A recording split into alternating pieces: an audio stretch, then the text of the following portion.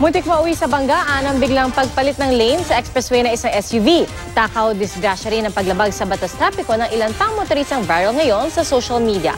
Narito ang report. Kuha ito sa harap ng isang mall sa Pasay. Makikita sa video na mabigat ang traffic sa isang lane. Maya-maya aakalain mong magpapalit lang ng linya ang pickup truck na ito nang biglang mag-overtake siya sa papalikong truck sa intersection at halos mahagip pa ang ilang pedestrian. Humarurot palayo ang pickup. Matiwasay na tinatahak ng driver na ito ang NLEX nang biglang nagpalit ng linya ang isang SUV. Mabuti na lang, nakapunta agad sa shoulder ang uploader. Naispatan naman ng isang concerned citizen ang kotseng ito sa harap ng isang hotel sa Maynila.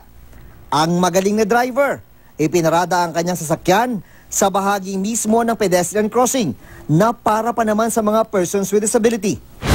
Maling parking spot din ang nakunan sa kalsadang ito. Nilagyan pa ng harang na may-ari ang palibot ng kotse para hindi magalaw. Animoy disco lights naman ang mga ilaw ng kotse ito. Sobrang liwanag. Nakakasilaw sa ibang motorista at posibleng pagmula ng disgrasya. Mga SUV na nag-counterflow naman ang nakunan sa Aguinaldo Highway sa Cavite. Ang tatlong sasakyan nakipagpatentero sa mga sasakyang nasa tamang lane. Tricycle naman na nag-counterflow ang nakunan sa Nagtahan Bridge. Bukod sa labag ito sa batas trapiko, takaw disgrasya rin.